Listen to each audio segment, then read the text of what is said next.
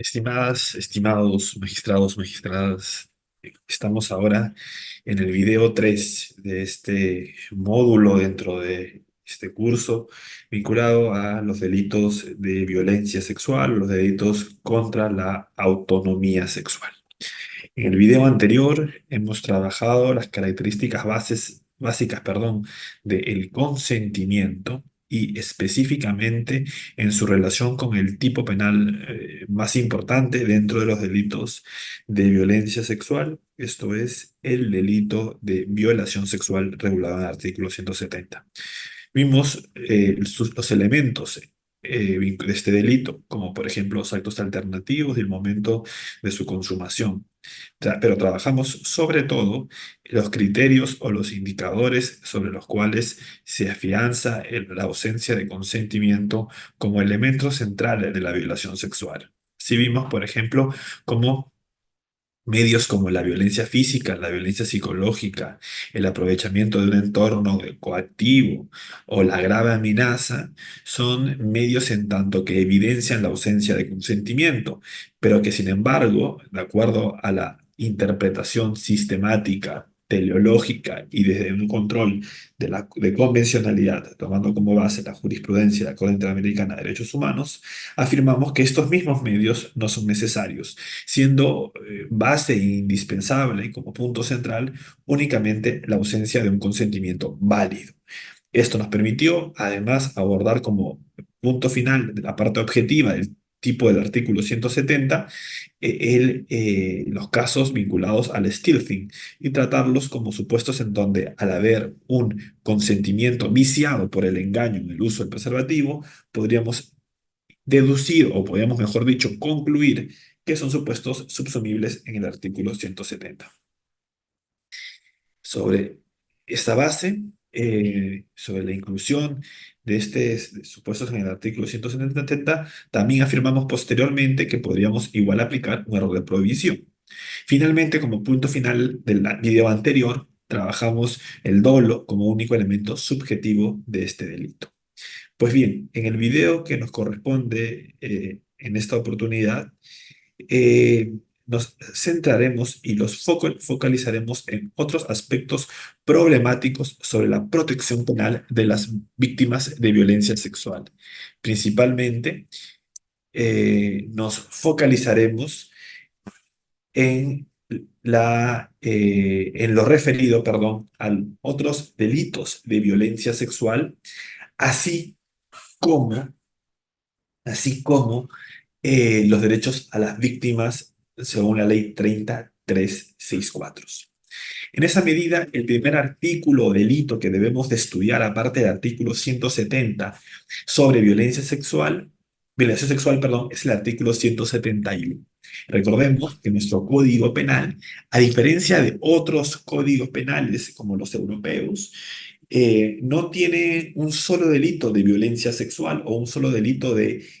contra la autonomía sexual, sino que por el contrario tenemos una multiplicidad de tipos penales y dentro de ellos hay al menos 5 tipos penales que regulan distintas modalidades de violación sexual. El 170, el 171, el 172, el 173, el 174 y el 175. Vamos a ver cómo uno de ellos consideramos que ya no tiene un sentido legítimo en nuestro Código Penal. Pero por ahora, centrémonos en el primero, el artículo 171, violación sexual en estado de inconsciencia o incapacidad de resistir, el que se refiere a tener acceso carnal con una persona por vía vaginal, anal o bucal, o realizar cualquier tipo de acto análogo, como ya sabemos, pero que se caracteriza sobre todo en el que se coloca a la víctima en una situación o estado de inconsciencia o de imposibilidad de resistir. En este sentido, la primera característica que tenemos que tomar como base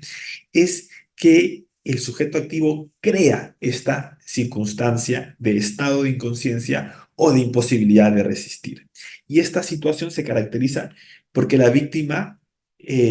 ve reducida o anulada su capacidad de comprender o querer. Este tipo penal se aplica sobre todo en casos en donde el sujeto activo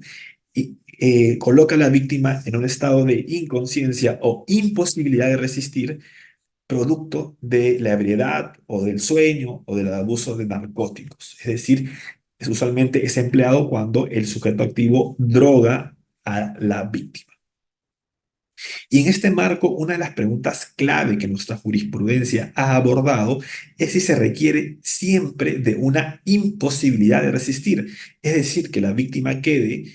por ejemplo, en un coma etílico o quede plenamente inconsciente, o si es suficiente con el que la víctima haya reducido su capacidad de consentir de forma válida, haya visto debilitada esa capacidad producto de, por ejemplo, el haber sido embriagada por el sujeto activo. En la casación 69-2017 Puno, la Corte Suprema resalta de forma categórica que no se requiere del coma etílico. Por el contrario, basta con que haya se produzca una embriaguez por parte de la víctima que,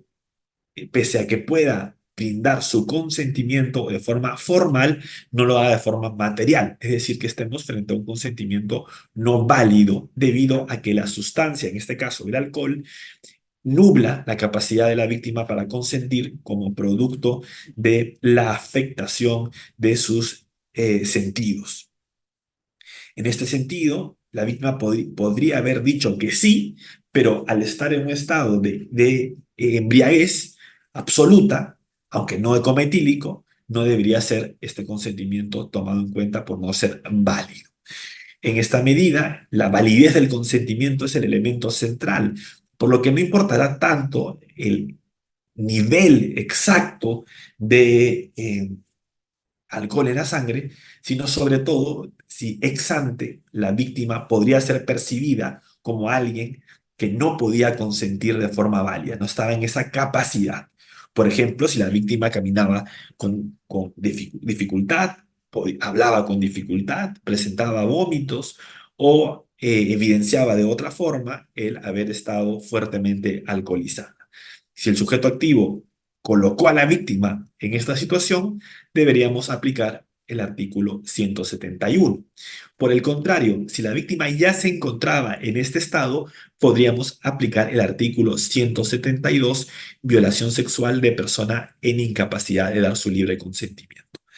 Este delito se caracteriza porque la víctima no es colocada en esta situación de alteración de la conciencia o de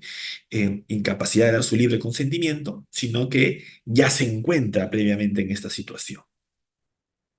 Más allá de los casos también vinculados al consumo de drogas y alcohol, la jurisprudencia de la Corte Suprema ha encontrado problemática, sobre todo la aplicación de este delito, cuando la víctima es una persona con discapacidad intelectual o psicosocial, lo cual ya es reconocido por el 172 cuando habla de que la persona está impedida de dar su libre consentimiento por anomalía psíquica, grave alteración de la conciencia o retardo mental. ¿Y por qué ha sido problemática esta situación? En primer lugar, porque era común, eh,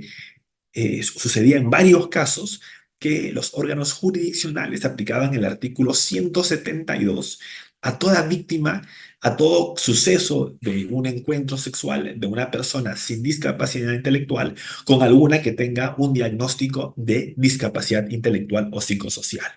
Es decir, que presente un retardo mental o una discapacidad psicosocial, como puede ser un diagnóstico de esquizofrenia o bipolaridad. Sin embargo, la Convención sobre los Derechos de las Personas con Discapacidad, Tratado de Derechos Humanos ratificado por el Estado peruano y por lo tanto norma de rango constitucional, en su artículo 12.2 establece que las personas con discapacidad, incluidas las personas con discapacidad intelectual, no deben ver negada su derecho a la capacidad jurídica, a la capacidad para obrar y en específico a la capacidad de decidir con quiénes tener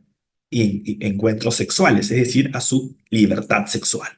Por lo tanto, es incorrecto, como lo estableció la Corte Suprema en la Casación 591-2016 UAURA,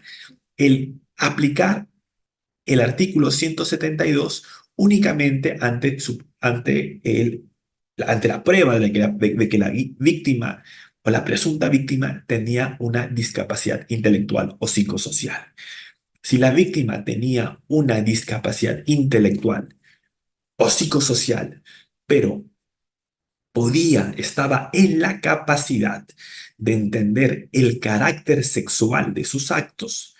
y pese a ello el sujeto activo empleó un medio o le impuso en contra de su voluntad un acto de contenido sexual no consentido,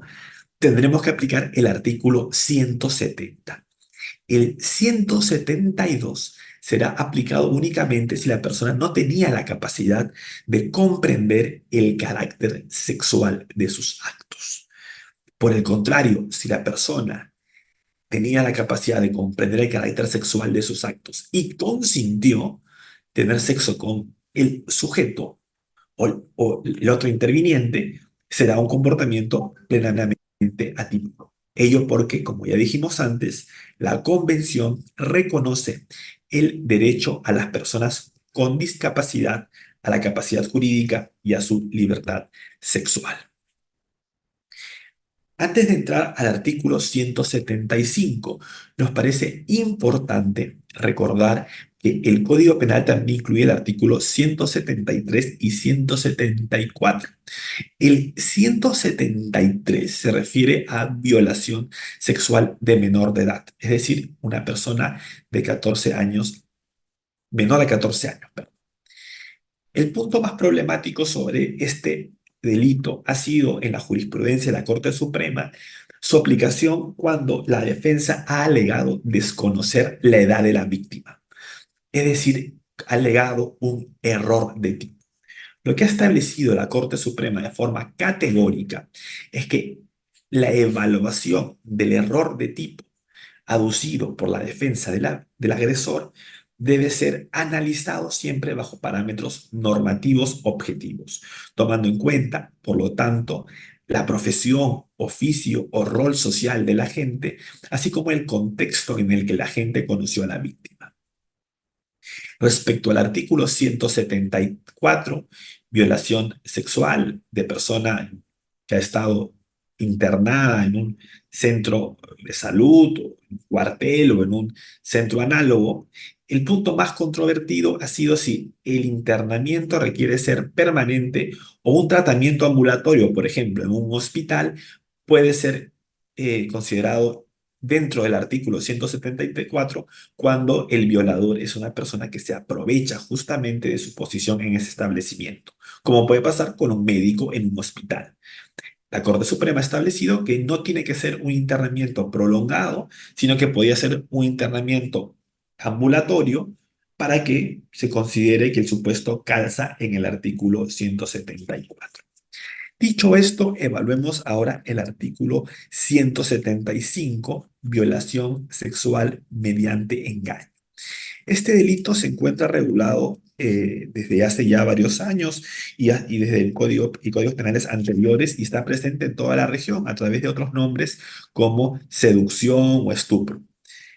El artículo 165 establece así que el que mediante engaño tiene acceso carnal por vía vaginal, anal o bucal o realiza cualquier acto análogo como con la introducción de un objeto aparte del cuerpo por una de las dos primeras vías, como una persona de 14 años y menor de 18, será reprimido con pena privativa de libertad no menor de 6 ni mayor de 9. ¿Cuál es el problema sobre este artículo, el 175? Como ustedes tal vez saben, la Corte Suprema, en su jurisprudencia, ha indicado que el engaño sobre el cual versa el artículo 175 se refiere únicamente a la identidad del agente. Es decir, que el agente engaña a la víctima sobre su propia identidad. Sin embargo, ya hemos visto antes cómo la doctrina contemporánea y la Corte Interamericana de Derechos Humanos, en el caso Angulo Lozada versus Bolivia, ha indicado que la violación sexual debe ser tomada en cuenta cuando no ha habido un consentimiento válido del acto sexual. Y esto incluye los casos de violencia, de amenaza, de ausencia de consentimiento, pero también incluye los casos de engaño, casos en donde la víctima da un consentimiento tal vez, pero un consentimiento viciado. Si esto es así, si la violación sexual incluye todos estos supuestos, ¿Cuál es el sentido de tener un delito específico? Pues bien, la Corte Interamericana, en este mismo caso, en el caso Angulo Lozada versus Bolivia, ha indicado que delitos como el artículo 175 son delitos inconstitucionales, o dicho de otra forma, contrarios a la Convención Americana de Derechos Humanos y a la Convención Belén do Pará, por dos motivos. En primer lugar, porque son delitos que permiten un trato benigno cuando ha habido un engaño. En ese sentido, si no se ha dado un consentimiento válido, el caso debe ser tratado como un supuesto de violación sexual plena, en nuestro caso, bajo los parámetros del artículo 170. En segundo lugar, porque reduce su campo de aplicación únicamente a víctimas entre 13 y 17 años, cuando no existe motivo alguno para no aplicar este delito para víctimas de una edad mayor. Por eso la Corte ha indicado en esta sentencia que delitos como la violación sexual mediante engaño, la seducción o el estupro deben ser declaradas inconstitucionales. En tanto que la Corte Interamericana de Derechos Humanos tiene competencia, en tanto que los jueces penales están obligados a aplicar el control de convencionalidad, el artículo 175 es un artículo del Código Penal que debe ser inaplicado por contravenir flagrantemente normas de un rango superior, normas de rango constitucional. Además de los delitos de violación sexual, debemos recordar que el término violencia sexual, de acuerdo a la ley 30364, va más allá del acceso carnal,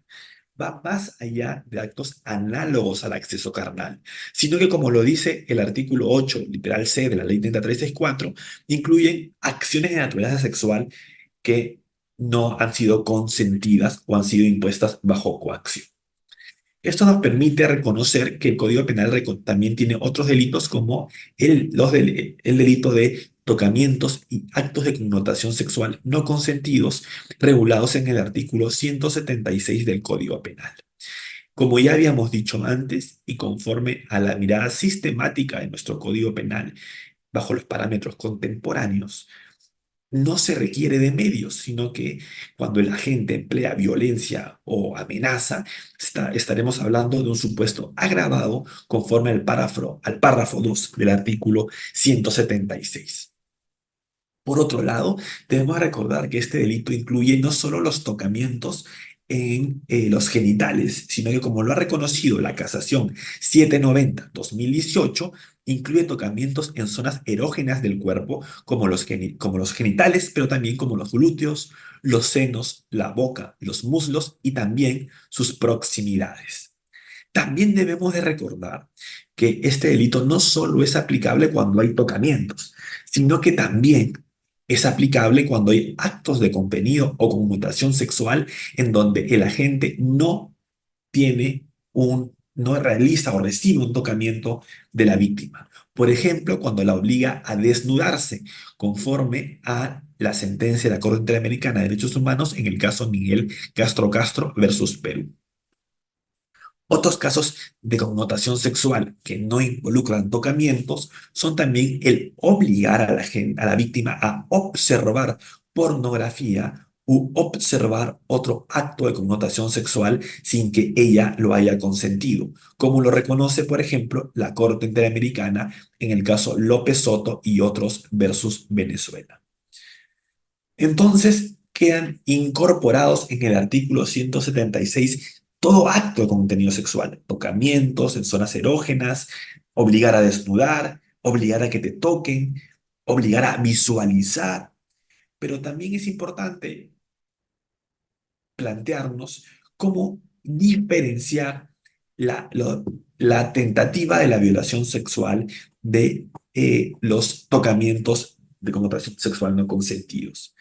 La Casación 316-2021 Lima ha establecido que el contexto es vital. Por ejemplo, en este precedente jurisprudencial estableció que si el agente empuja a la víctima contra una cama o se pretende desnudar o desnudarla mientras le realiza tocamientos, ese contexto objetivo permite atribuirle al agente el dolo de violar y por lo tanto el caso debe ser tratado como un caso de tentativa del artículo 170, violación sexual, y no como un caso de tocamientos, artículo 176.